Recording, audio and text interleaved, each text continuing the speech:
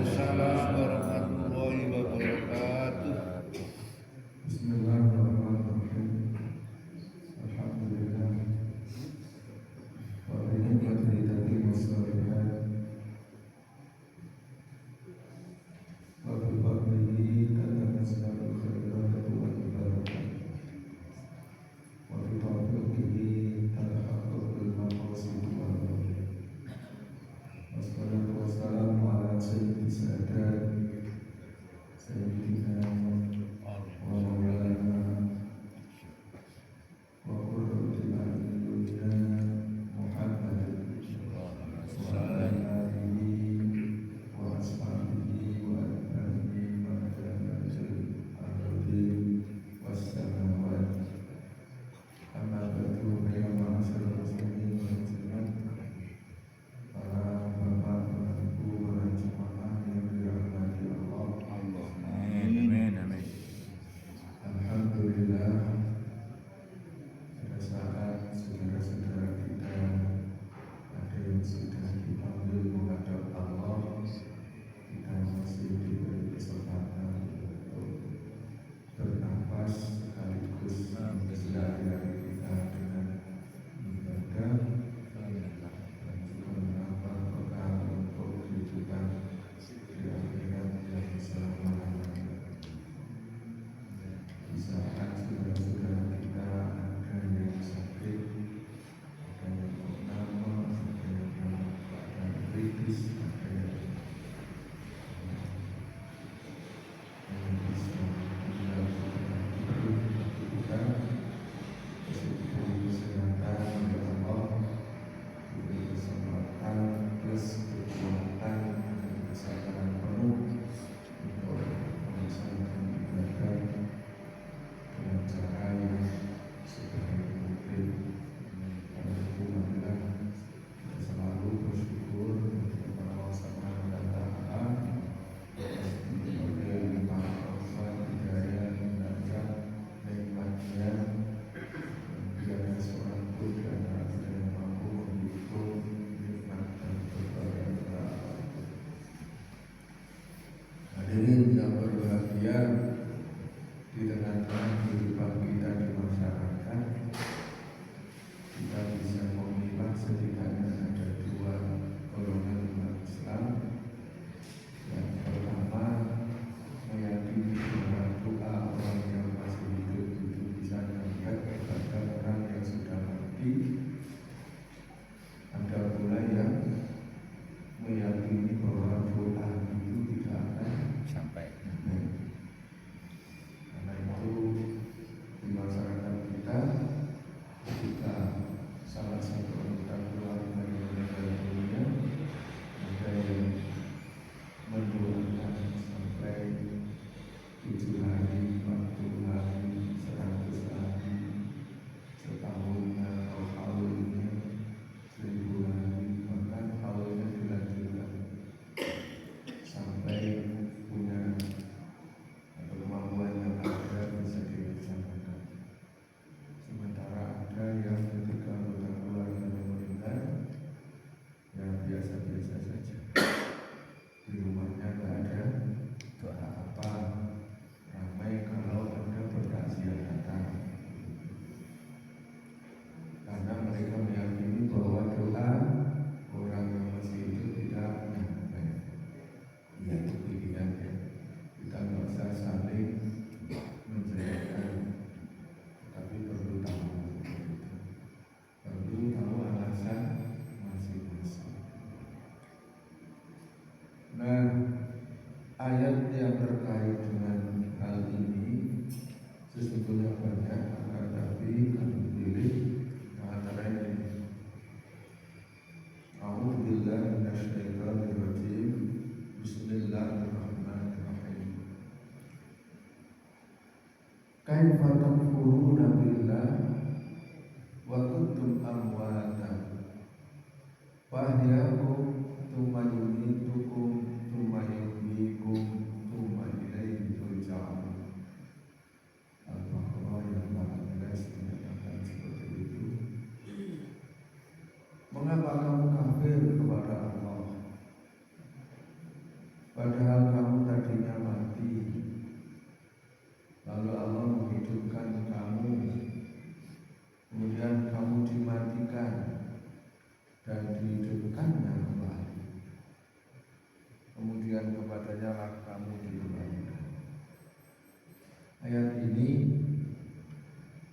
menyatakan bahwa eksistensi manusia itu dapat dibilang menjadi 4 tahap yang bermula dari alam arwah yang dalam ayat tersebut disebut wa kuntum amwatan. Kita berupa orang-orang yang mati. Bapak Ibu yang sudah haji dan sudah umroh sering atau akrab dengan istilah amwat. Kita akan sholat atau selesai jamaahnya di Masjid Nabawi, di Masjidil Haram, kalau sedang sholat untuk jenazah yang banyak, maka komando dari imam shollu alal amwat, gitu ya, rahimahullah.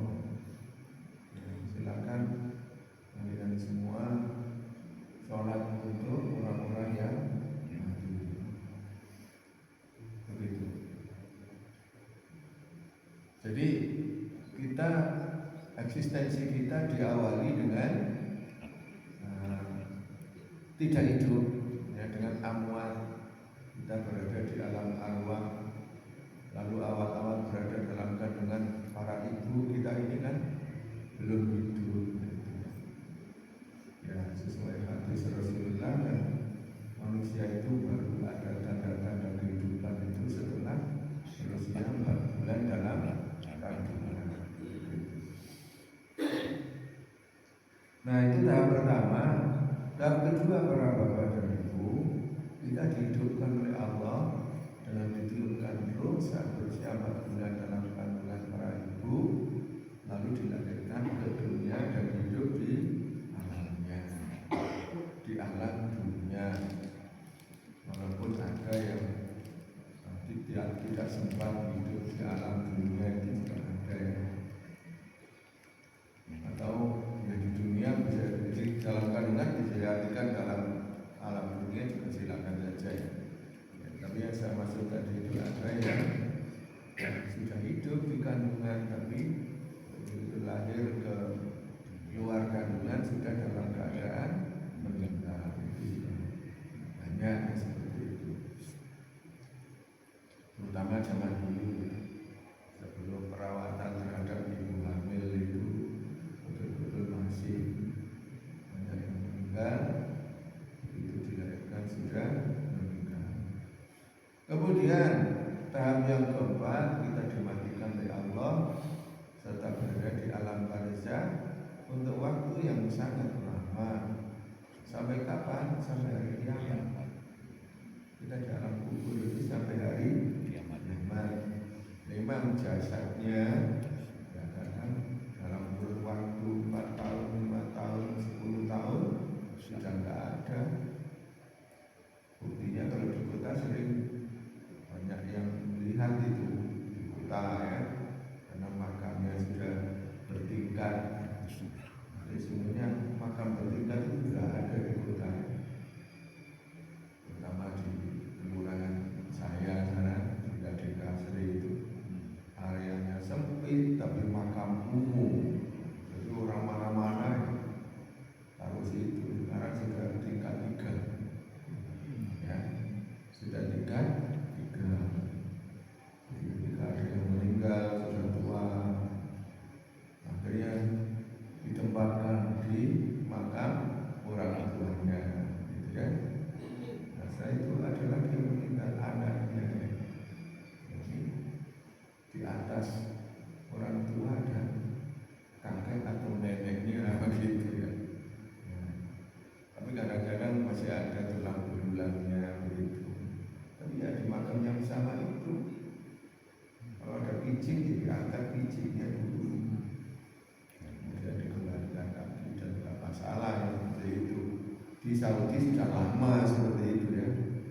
Di Saudi makamnya ya makam permanen itu ya. Jadi hanya ditutup beton gitu ya. Nanti kalau sudah diperkirakan sudah tidak ada ya, dibuka untuk jenazah berikutnya.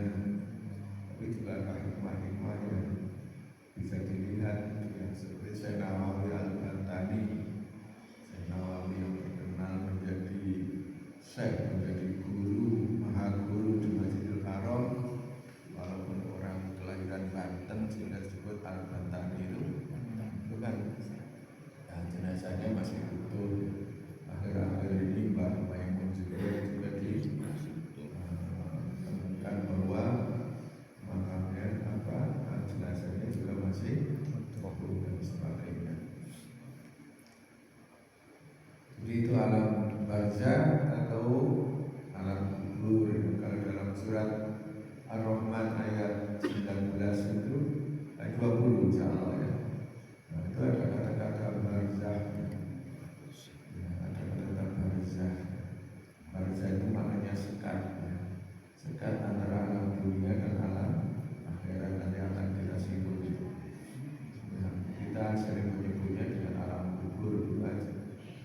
kemudian dihidupkan, ya tahap keempat manusia itu akan dihidupkan dan dibangkitkan dari alam kubur.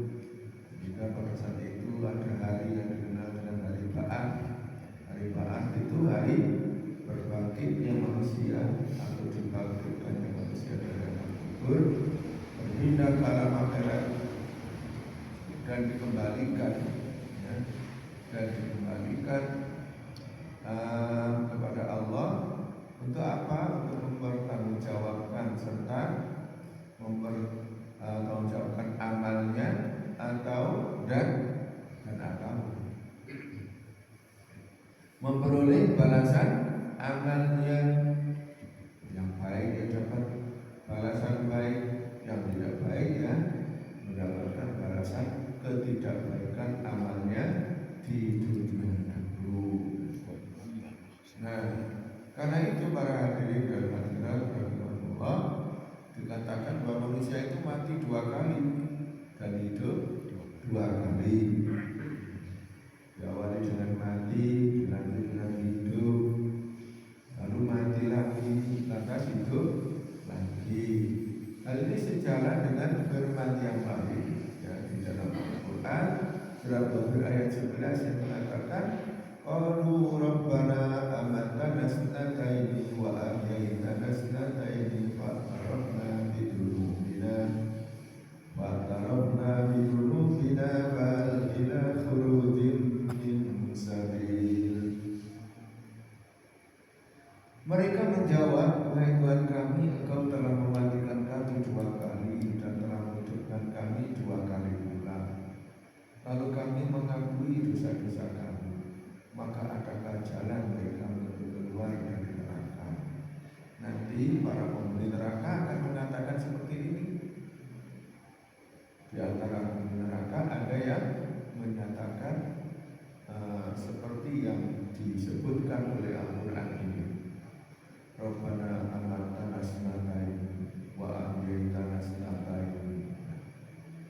Tapi mereka ketika di dunia banyak yang mengatakan hidup itu hanya sekali. Kenapa tidak dipakai happy aja gitu ya? Jadi mereka mengatakan bahwa hidup sekali. Itu apa? Buat sengsara. Itu apa? Buat susah-susah. Mari kita bergembira-gembira, ya. Ya, dengan mabuk-mabukannya, dengan judinya dan sebagainya. Nah, para bapak dan ibu rahimahullah, alam barzah atau alam kubur itu, kalau alam barzah itu berarti sudah singkat ya, jadi sudah saya singgung. Jadi alam barzah merupakan sekat antara alam dunia dan alam akhirat. Jadi ketika kita harus ke alam akhirat, maka terlebih dahulu mampir ke alam barzah. Di akhirat tentu ada 2 ya, kalau nggak di surga ya di neraka. Tapi sebelum ke surga, ke alam barzah dulu. Sebelum ke neraka juga ke alam barzah lebih dulu. Nah, alam kubur itu tentu juga ada kalanya di darat, ada kalanya di laut. Kalau dulu musim haji sebelum tahun 70-an itu kan naik kendaraan laut, naik kapal, perjalanannya 15 hari. Nah, itu sampai-sampai di dalam kitab fikih, namanya kitab fikih Al-Wadi, itu disebutkan di sana ada tata cara merawat jenazah di tengah samudra. Gimana kalau jamaah haji meninggal dalam perjalanan dari tanah air ke tanah suci atau sebaliknya? Cara menguburnya itu loh bagaimana? Ya dibandoli. Aku nggak tahu dapat batu di mana, di laut ya, atau apapun digunakan untuk menjadikan beban sehingga jenazahnya itu tidak terapung gitu ya. Itu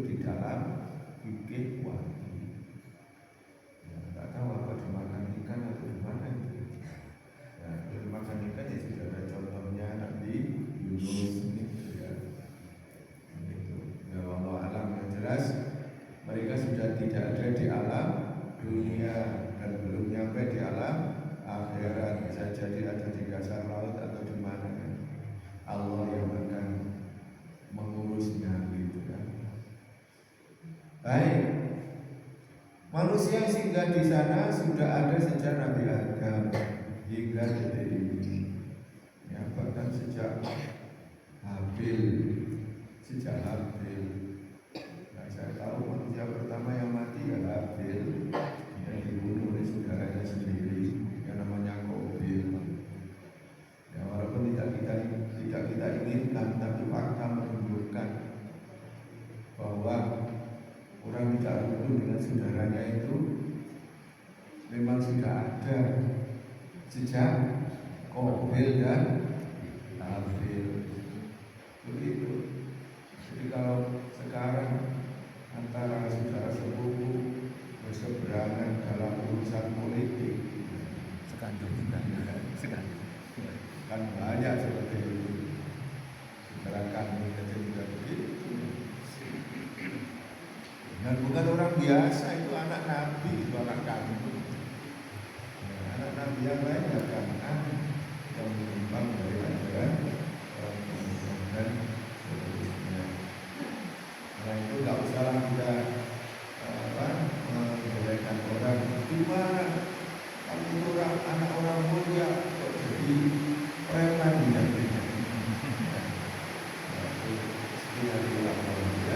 Untuk apa? Untuk ujian yang lain.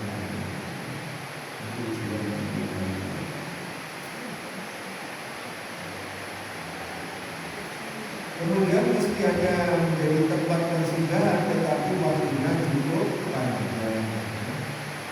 Lama sekali manusia berjalan itu. Nah, para hadirin dalam Allah, kita lanjut dengan pro dan kontra kubur. Atau lebih tepatnya tadi yang saya sebutkan di awal tentang doa. Ada pro dan kontra. Pro doa dan pro tidak berdoa atau kontra berdoa. Ada yang kurang proporsional dan kurang menyeluruh dalam memahami alam barzakh atau alam kubur. Jadi alam kubur itu dianggap sudah alam akhirat karena sudah tidak di dunia lagi, karena tidak ada itu. Akibatnya dua orang yang masih di dunia ini ada yang mempertentangkan sampaikan kepada yang sudah ada dalam kubur atau tidak sampai. Hal ini bermula dari ayat An-Najm ayat 39 yang menyatakan wa al-laisa lil-insani illa ma sa'a wa anna sa'yahu sawfa yura. Dan bahwasanya seorang manusia dia berboleh selain apa yang telah diusahakan. Ayat ini sebetulnya untuk akhirat, ya, bukan untuk alam kubur.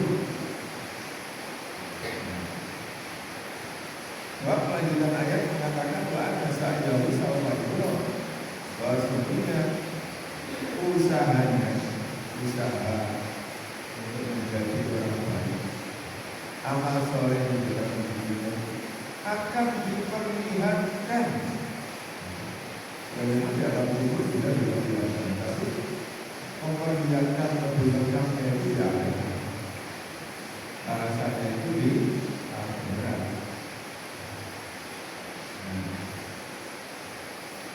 Yang menganggap tidak sampai berpedoman ayat An-Najm yang sudah 9 tersebut, sehingga mereka menyamakan alam kubur dengan alam akhirat.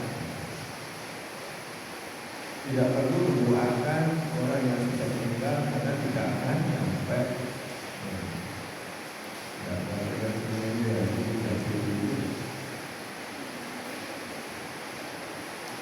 Orang mengatakan tidak sampai itu karena tidak ada tanda terima yang juga. Tidak ada tanda terima.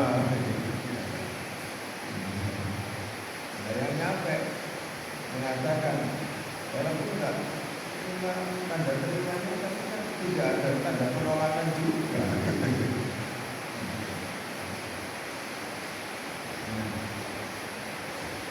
Karena menyamakan antara alam kubur dan alam makan, maka tidak ada bacaan-bacaan yang ditujukan untuk mereka yang ada di alam barzakh. Tidak ada pula sedekah atau selamatan untuk jenazah. Karena itu tidak jenazah takziah itu, tapi tidak sebut sekian saja. Kalau sedikit biarkan atau sedikit lain.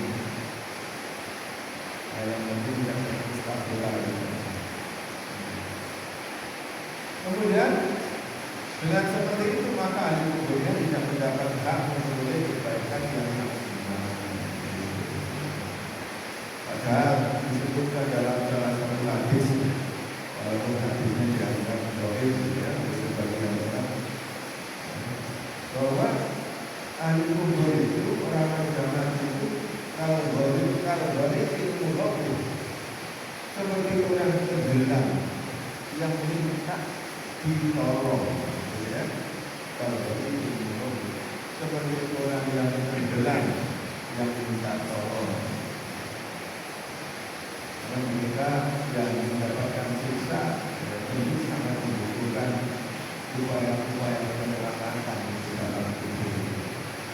Sementara yang menganggap bahwa doa itu sampai, itu juga melihat ayat An-Najm 39 tersebut, tapi memandangnya harus berlaku khusus di akhirat.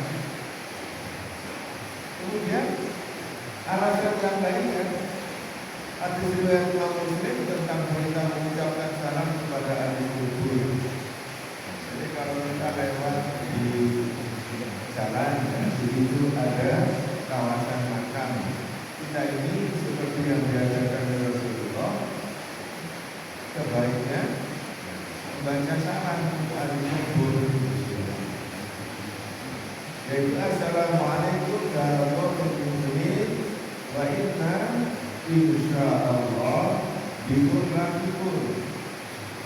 Ada lagi amal yang lain mengatakan assalamualaikum ya ahlal kubur minal mu'minin wal mu'minat wa inna insyaallah bikum lahiqun. Semoga salam sejahtera diberikan oleh Allah kepada kalian wahai ahli kubur dari orang yang beriman, dan sesungguhnya kami insya Allah akan menyusul kalian. Jadi di awal salam ini kan berdoa semoga salam sejahtera Allah melimpahkan kepada kalian. Loh, kenapa diperintahkan untuk menyampaikan salam sejahtera kalau tidak akan nyampe? Ini isyarat yang sangat kuat bahwa doa itu akan nyampe. Di samping juga ahli kubur memang butuh didoakan. Kemudian masih riwayat Muslim ada yang menyatakan idamat tal-insan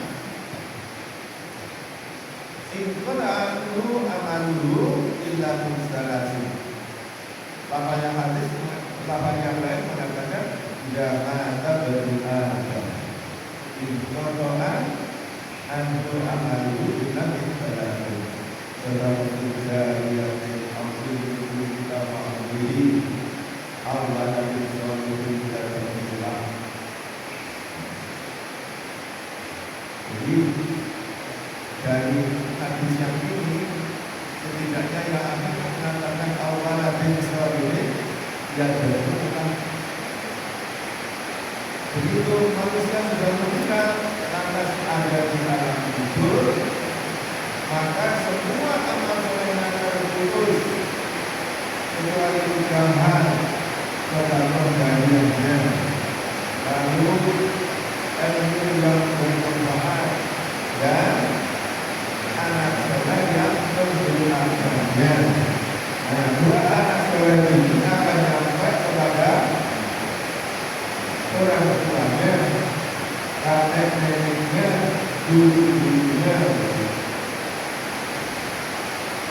Lalu di antara mereka ada yang membantah, dan itu kan anak kepada orang tua. Lalu bagaimana dia melakukan orang-orang itu? Orang orang lain bukan anaknya, anaknya bisa mengambil dari yang lain, yaitu doa-doa dalam sholat jenazah. Kita diwajibkan melakukan sholat jenazah dengan wajib riwayat itu. Nah, di sana kan ada doa-doa. Kenapa yang bisa Rasulullah didoakan? Ya, karena memang doa. Dan bisa kita menyatakan bahwa doa itu akan bermanfaat kepada yang didoakan, itu yang ada di dalam doa. Nah, para bapak dan ibu, bapak dan ibu, terakhir ada sejumlah ulama yang menyatakan bahwa doa kepada itu sampai. Di antaranya adalah Ibnu Taimiyah di dalam Majmu' Al-Fatawa. Majmu' Al-Fatawa itu Bapak Ibu, kitabnya tidak hanya sedikit. Berapa bulannya? 37 jilid. Jadi segini, satu jilid segini. Kita membaca itu, tapi jumlahnya 37 jilid. 37 kali 5 berapa? Berapa bulan? Banyak gitu. Dan tulisannya Arab tanpa harakat. Jadi itu nggak tahu lagi tulisannya seperti apa.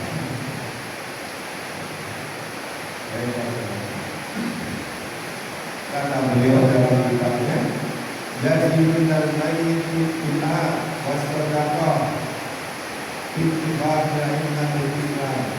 Doa dan sedekah akan sampai kepada mayit berdasarkan kesepakatan para imam kaum muslimin.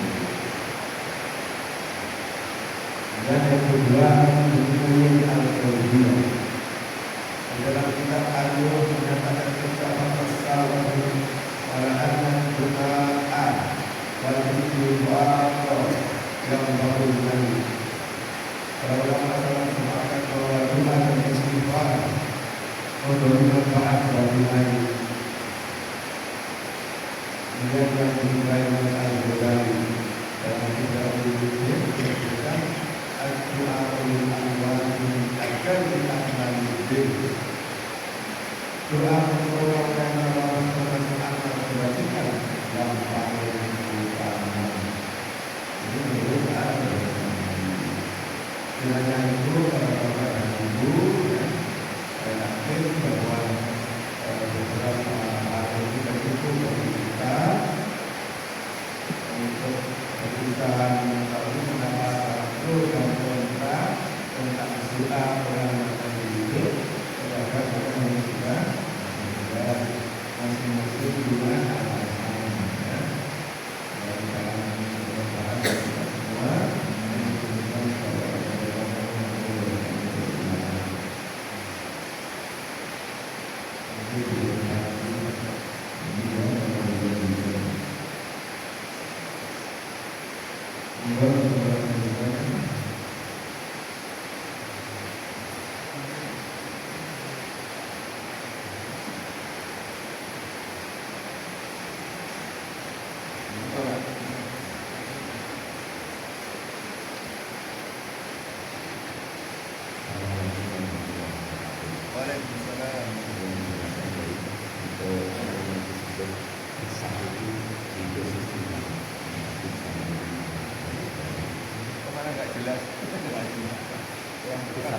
apa?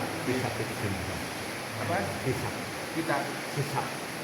Oh, bisa itu ada sebenarnya. Jadi, ya, bisa itu di dalam bahasa Arab ada kasidah yang sibuk dan hasiba ya sa'alu. Di dalam yang sabian nama lalu ada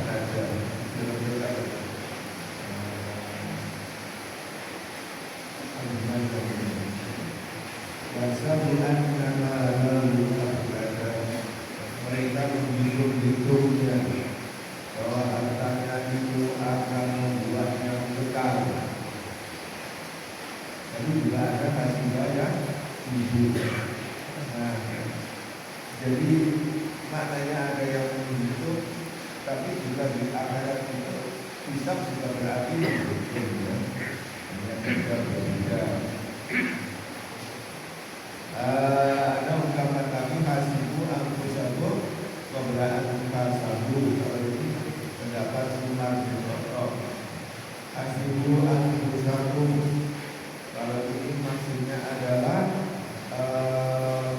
lakukan muhasabah, lakukan koreksi diri, nilai dirimu sendiri, beri nilai dirimu sendiri, teliti dirimu sendiri sebelum dirimu diteliti oleh pihak lain. Ya. Tapi saya mengira bahwa arah pertanyaan dengan itu bisa terjadi akhirat itu. Gimana itu? Ya. Nah, di akhirat akan diselenggarakan semacam persidangan, ya, semacam persidangan seperti yang digelar di pengadilan negeri, pengadilan tinggi, pengadilan agama kalau ada kasus. Dan semua orang nanti akan menjalani itu. Nah, ada hisab, ada mizan, ya. Jadi amal kita itu dihitung, amal kita itu ditimbang oleh Allah SWT di akhirat. Jadi kalau urutannya bisa di mana ya di akhirat dalam konteks ini.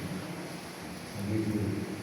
Tapi menurut Umar bin Khattab ada baiknya kita ini sejak sekarang sudah menghitung-hitung ya. Kita ini sudah lebih banyak baiknya atau justru jeleknya. Nah, anehnya orang baik kadang malah menganggap kebaikannya amat ini. Orang tidak baik tidak merasa butuh amal soleh yang banyak. Karena itu ada baiknya kita berdoa untuk menjadi ashabul yamin, orang yang nanti di akhirat menerima buku catatan amal itu dengan tangan kanan. Jadi nanti di akhirat itu ada hisab, ada mizan, ada penerimaan buku catatan amal. Orang baik-baik akan menerima buku catatan amal dengan tangan kanannya, sedangkan orang yang tidak baik dengan tangan kirinya, bahkan dengan punggungnya. Begitu. Tenang. Ada lagi bukan? Assalamualaikum warahmatullahi wabarakatuh. Waalaikumsalam. Setelah menyimak kajian ini Pak Ustadz, kita kirim doa, satu yang saya tangkap, dua kalau kita lewat makam kita salam. Ya. Nah, kita tidak tahu doa yang untuk janggut mbah kita, apakah mereka itu beriman atau tidak Pak Ustadz. Nah, ini apakah doa kita akan sampai Pak Ustadz? Terima kasih. Iya, baik. Justru kalau tidak tahu ya kita doakan baik aja. Ya. Ya, kalau nggak tahu kita doakan baik. Gitu ya. Kita harus juga lebih aman. Ya. Nah, tapi kita salam di area pemakaman itu, di kawasan kuburan itu, baik di situ ada leluhur kita atau tidak. Yang penting kita lihat di situ ada makam, kita salam. Kalau yang doa Pak Ustadz, doa itu kan kita habis sholat pasti sedekah doa, Ya. baik kepada orang tua, kakek, Ya. nenek, Ya. guru-guru kita. Nah, ini Ya. kan termasuk yang kita, apakah mereka Islam atau tidak Islam kan kita nggak tahu Pak. Iya betul, kita nggak tahu. Kita mungkin banyak yang tidak Islam kan ya, apalagi sekolahnya tidak di madrasah. madrasah itu macam-macam, tidak, Kanawi, Aliyah, dan sebagainya. Kalau secara umum SD, SMP, SMA, maka yang ngajar kita bukan Muslim kan? Ya, kalau saya memang dari SD, SMP, SMA itu di madrasah. Begitu kuliah, termasuk ibu saya itu ada namanya Pak Gito. Siapa dia itu? Dia adalah pendeta di mana? Di gereja Ijen. F Gito namanya. Bahkan ada seorang teman sekelas itu. Ketika ujian akhir itu karena dia terlambat karena sakit atau karena apa, dilayani oleh beliau di mana? Di gereja ini. Siapa dia yang dilayani? Itu Ustaz Zaini Kozingkin itu. Bukan teman saya sekelas waktu kuliah. Jadi dilayani oleh beliau di gereja. Nah, jadi kita berdoa, ada kalanya doa kita itu umum ya, untuk seluruh guru kita, tentu Allah yang akan menentukan ya, sampai pada siapa saja ya. Untuk yang tidak seiman dengan kita ya tidak akan nyampe itu ya. Jadi termasuk misalkan di kampung ya, karena aspek kemanusiaan ada tetangga kita yang salah seorang anggota keluarganya non muslim, begitu meninggal tetangganya dibilang tahlilan misalnya. Di mana itu ya? Ya yang mimpin aja hendaknya bijaksana. Nah, kita doakan bersama, kita doakan adalah yang seiman dengan kita. Atau tidak perlu disebutkan, kalau disebutkan bisa marah misalnya ya. Jadi tidak perlu disebutkan. Begitu. Ya, penyebutannya itu kan di dalam doanya, ya, di dalam doa. Ya. Ibu, gimana?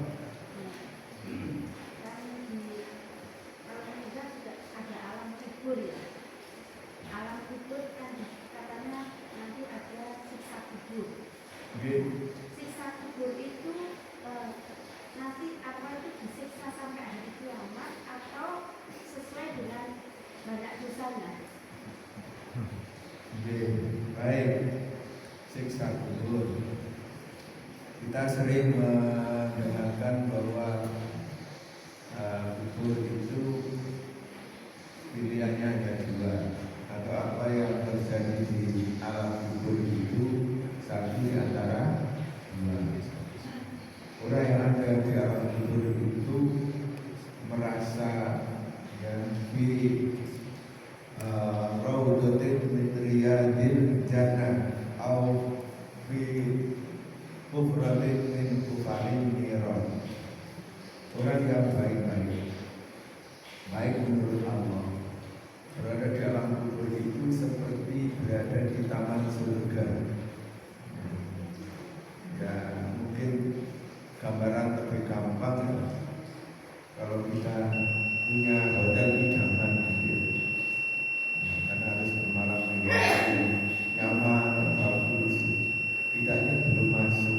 Alam kubur itu ibaratnya kalau hotel belum masuk, tapi sudah berada di kawasan hotel itu yang banyak tamannya yang indah, yang bagus.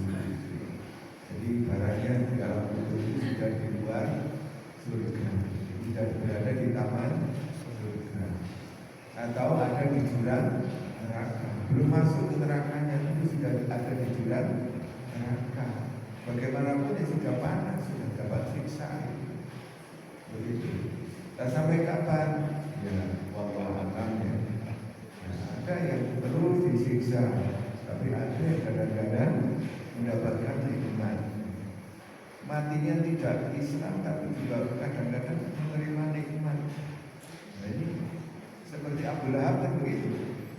Abu Lahab setiap hari Senin bisa menikmati amalnya yang sedikit yang diberikannya ketika Rasulullah lahir.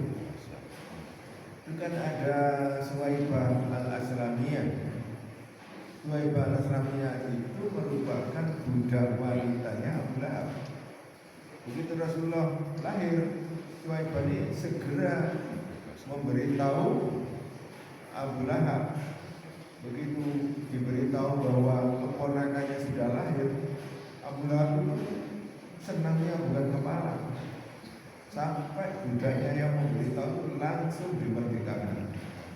Akhirnya di alam kubur,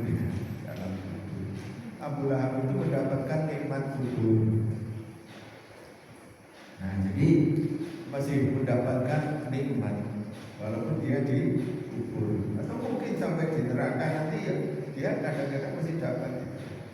Kalau melihat ini bisa jadi orang-orang baik tapi tidak Muslim, ya, itu walaupun nanti di neraka kadang-kadang memperoleh kebaikan, kadang-kadang, tapi bisa jadi ini hanya khusus kepada orang yang berbuat baik secara nyata kepada Rasulullah, gitu ya. Nah, semuanya kan hak prerogatif Allah Subhanahu wa Ta'ala. Jadi orang yang ada di alam kubur itu disiksa selamanya atau tidak, paling tidak berdasarkan hadis Rasulullah tentang Abu Lahab ini, ternyata Abu Lahab kadang-kadang juga menikmati sesuatu di alam kubur. Begitu Ibu.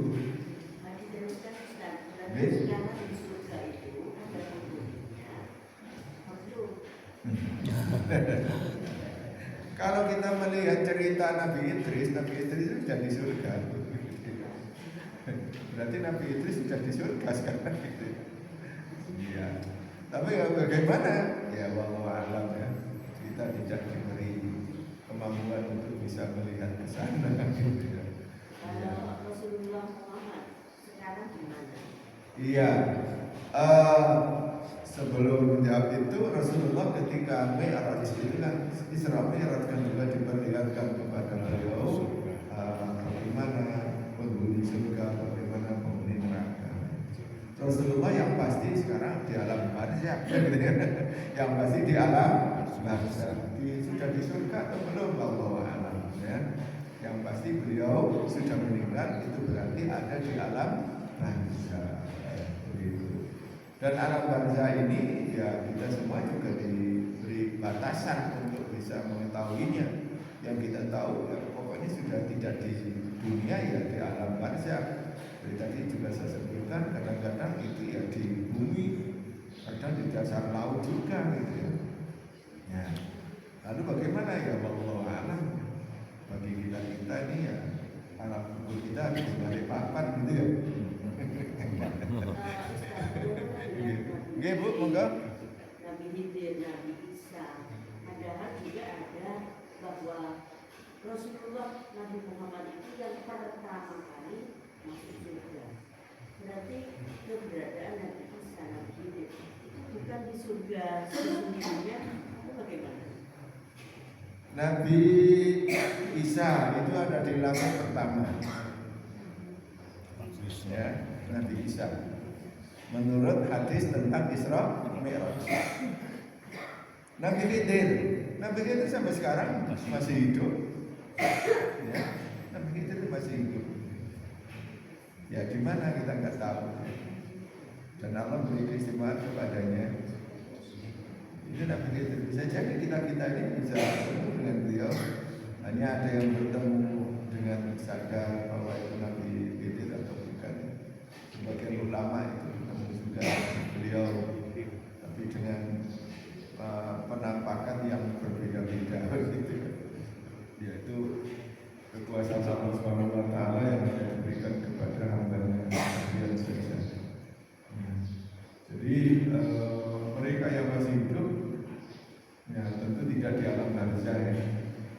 Mereka yang masih hidup tentu tidak di alam barzakh.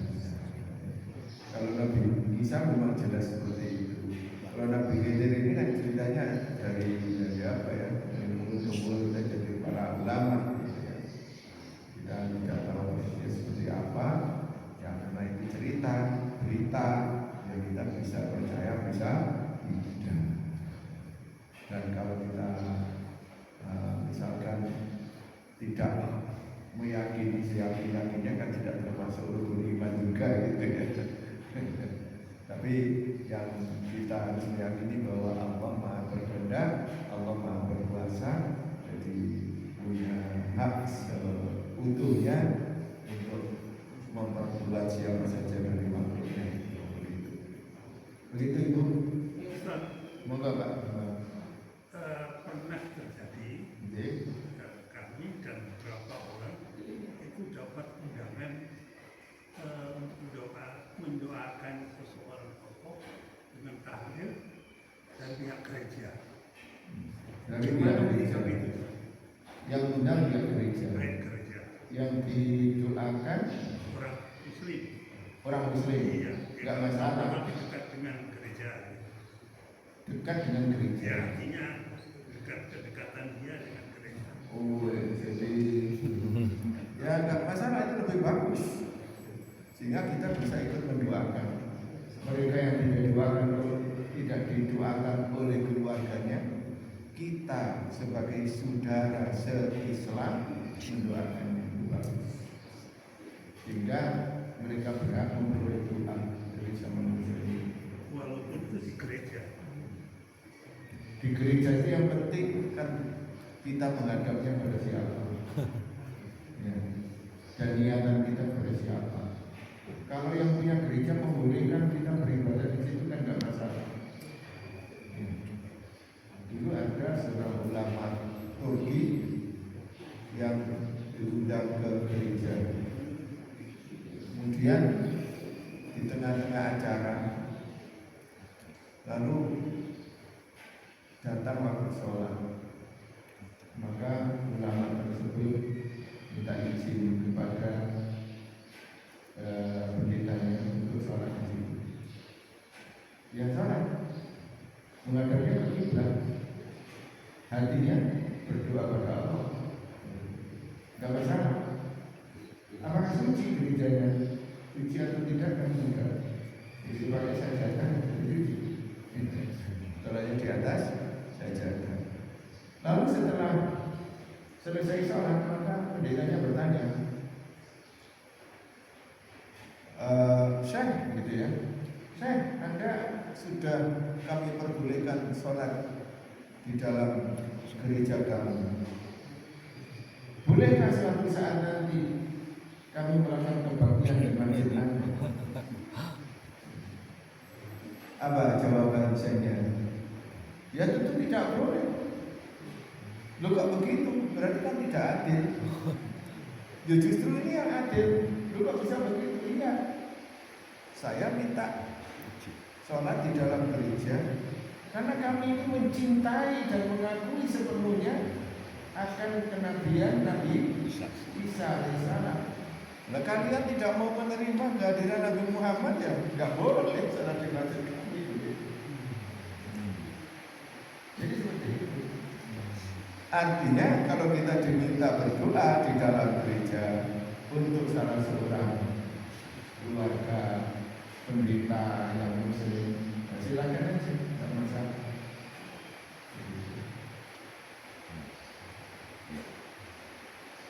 Monggo masih ada nih.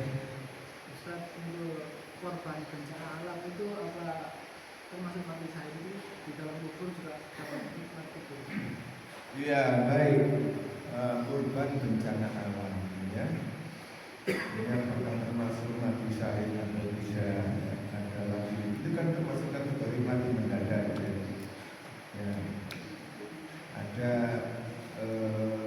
hadis yang menyatakan memang yang seperti itu termasuk orang yang mati syahid, syahidul akhirah, syahid akhirat. Kita itu ada dua, syahidul dunya wal akhirah dan syahidul akhirah. Kalau syahid dunia akhirat itu ya yang memang perang, kemudian lawannya betul-betul orang kafir gitu ya. Lawannya betul-betul orang kafir, bukan sesama muslim. Nah, di Timur Tengah sekarang ini kan banyak sesama muslim juga gitu ya. Seperti di mana? Di Somalia ya, di Somalia sesama muslim itu. Bahkan masing-masing itu juga lulusan Arab Saudi gitu. Jadi tidak hanya orang yang terkena musibah bencana ya, termasuk orang yang sakit perut ya, terus meninggal dunia, ibu-ibu yang melahirkan meninggal dunia, lantas orang yang terkena penyakit yang sangat akut ya, penyakit yang berat itu kalau meninggal tetapi masih dalam keadaan iman Islam itu termasuk syahid akhirat. Yang syahid akhirat itu bebas dari siksa, gitu ya. Nah, bisa jadi misalkan orang jelek tapi ketika meninggal itu bertobat, kan banyak juga kisah-kisah semacam itu. Ada seorang majusi yang namanya Mbah Rom itu betul-betul parah itu apa yang dilakukan. Anaknya ada 9, ceweknya ada 5, cowoknya ada 4. Cowok yang 4 itu dinikahkan sama saudara kandungnya ya. Yang cewek-cewek itu tinggal 1 yang paling cantik dipek dulu gitu ya. Tapi mengapa dia mendapatkan salam dari Rasulullah melalui seorang ulama yang pergi haji pada saat itu ya. Tapi dalam mimpi tentu saja. Nah, setelah ulama itu bermimpi, selesai ibadah hajinya, lantas mencari mahram sebagaimana di dalam mimpinya itu. Karena ada petunjuknya dia berada di daerah ini, di negara ini dan sebagainya. Nah, ketemu ditanya ternyata kebaikannya itu dia mencari-cari nggak ketemu. Apa kebaikan saya ada? Kalau itu bukan. Cobalah mungkin ada yang lain. Akhirnya mengatakan itu tadi. Saya punya anak 9, cowoknya 4, ceweknya 5 dan seterusnya jadi itu. Nah ternyata yang menjadi sebab dia itu menjadi Muslim dan mendapat salam dari Rasulullah itu karena kepeduliannya terhadap ibu yang janda dan 3 anak yatimnya, gitu ya. Jadi ketika Bahro menikah dengan anak kandungnya yang paling cantik itu, pada saat malam pertama ternyata ada seorang wanita yang masuk rumahnya itu maunya mengambil makanan karena anaknya yang 3 orang itu sudah kelaparan sedemikian, nangis terus. Tapi begitu mau ngambil sisa-sisa acara resepsi Bahro menikah dengan anak perempuannya itu, dia takut sama Allah, akhirnya pulang. Nah, nyampe rumah tidak tega lagi melihat anaknya yang kelaparan dan nangis itu. Akhirnya kembali lagi ke rumah Bahro, mau ngambil, takut lagi sama Allah, pulang lagi. Sampai rumah juga tidak tega lagi dengan anaknya, kembali lagi sampai 3 kali. Begitu sampai 3 kali, maka Bahro mengikutinya dari belakang. Begitu tahu bahwa ibu itu di rumahnya dengan 3 anaknya yang anaknya nangis, lalu ditanya macam-macam, lalu Bahro mengambil segala apa yang ada di rumahnya dibutuhkan oleh ibu dan anak. Ini kebaikan yang bisa menjadikan dia akhirnya menjadi Muslim dan mendapat salam dari Rasulullah SAW. Begitu nih? Dia mau apa? Non Muslim melahirkan terus bayi yang dilahirkan meninggal. Nah itu dalam si bayi itu apakah Nasrani atau Muslim? Karena kan bahwa bayi itu jadi Nasrani, Majusi dan sebagainya kan karena pihak orang tua atau sebagainya. Iya. Baik. Hadis Rasulullah yang menyatakan kullu mauludin yuladu alal fitrah fa abawahu yunasiranihi au yuhawidanihi au yunajisanihi, itu memang begitu. Jadi setiap bayi yang dilahirkan itu berada dalam keadaan masih steril keimanannya. belum terkotori oleh apapun.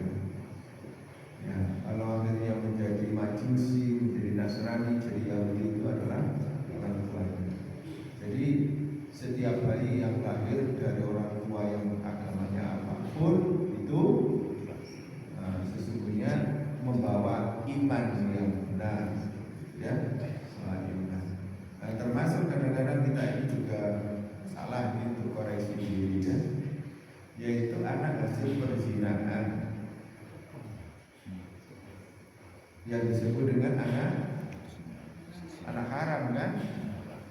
Ya, kasihan, ya, kasihan. Kemarin sempat geger juga, betul kan?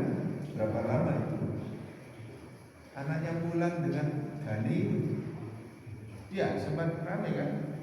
Anaknya jadi bahan bullying, kan? Ya, sempat ramai juga itu. Ya.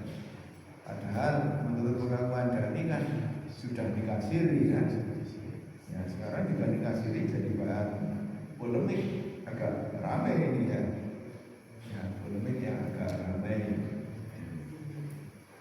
Ya, di satu pihak ini terkait dengan KUHP yang baru itu loh, kan dikatakan bahwa pihak yang satu mengatakan nikah siri itu melanggar undang-undang, ya, gitu ya. Ya, memang kalau undang-undangnya begitu ya, tapi pada tafsir tahu. Ya. Kemudian pihak MUI mengatakan bahwa nikah siri itu sah secara agama. Ya, tapi yang dari Komnas HAM kalau nggak salah itu mengatakan ya, ini bagaimanapun yang bertentangan dengan KUHP, ya, bertentangan ya, tentu yang terkena delik pelanggaran begitu. Ya, nggak tahu nanti bagaimana akhirnya. Yang saya tahu hanya seperti itu. Nah, terkait dengan hal ini para bapak dan ibu sekalian, ya, kita hanya bisa ikut berdoa saja agar ada solusi yang baik, gitu ya. Ada solusi yang baik. Jadi kembali kepada anak tadi itu, pada anak yang non muslim itu, ya, kalau kita memang harus yakin seperti itu bahwa anak mereka itu adalah dalam iman yang benar, termasuk anak haram tadi itu kan tidak boleh kita ikut-ikutan mengatakan anak haram, anaknya tidak bersalah. Yang salah kan orang tuanya. Ya, biar orang-orang awam mengatakan seperti itu. Kalau perlu kita beritahu yang jangan menyalahkan anaknya nggak bersalah. Jadi kita jangan sampai ikut-ikutan mengatakan anak haram. Termasuk anaknya non-muslim jangan sampai kita katakan kamu itu kafir, gitu ya.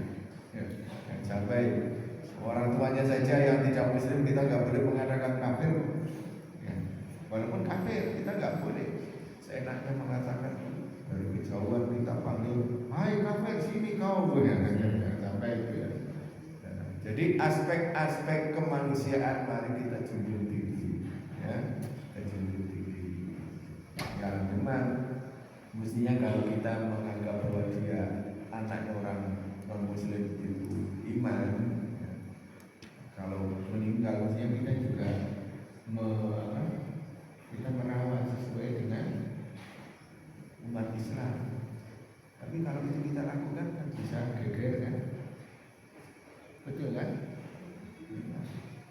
Saya rasa aturan di dalam negara sudah cukup bagi kita. Begitu anak yang meninggal itu belum dewasa dan anaknya non muslim, lalu kita tidak merawatnya sebagaimana jenazah muslim, insya Allah kita ini sudah dimaafkan, insya Allah sudah dimaafkan. Karena bagi mereka sejak bayi pun ya sudah sudah beragama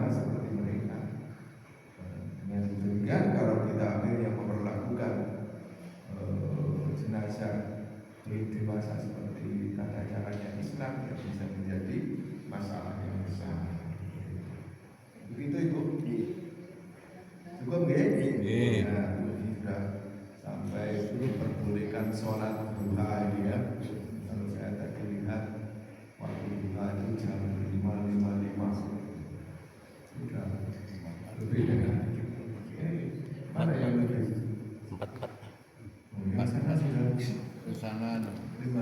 baterainya. Oh, Mati, baterai. mati. Yang ini ya? Iya. Ya. Kalau nggak Ya, salah Pak. 5, tapi 55 atau berapa? 18 menit. Jadwal. 8,5 derajat. Oke. Allahumma sholli ala sayyidina Muhammad wa salli ala sayyidina Muhammad. Amin. Allahumma fa'alna bima 'allamtana wa 'allimna ma yanfa'una wa rzuqna Amin. Amin. اللهم إنا نعوذ بك من علم لا ينفع وقلب لا يخشع وعمل لا ينفع ولا يسمع Amin. ربنا اغفر لنا ولوالدينا وارحمهم كما ربونا صغارا اللهم بارك لنا في رجب وشعبان وبلغنا رمضان Amin. اللهم بارك لنا في رجب وشعبان وبلغنا رمضان Amin. اللهم بارك لنا في رجب وشعبان وبلغنا رمضان ربنا آتنا في الدنيا حسنة وفي الآخرة حسنة وقنا عذاب النار وصلى الله على سيدنا محمد وعلى آله وصحبه وسلم والحمد لله رب العالمين بسم الله الرحمن الرحيم سبحان الله وبحمده أشهد أن لا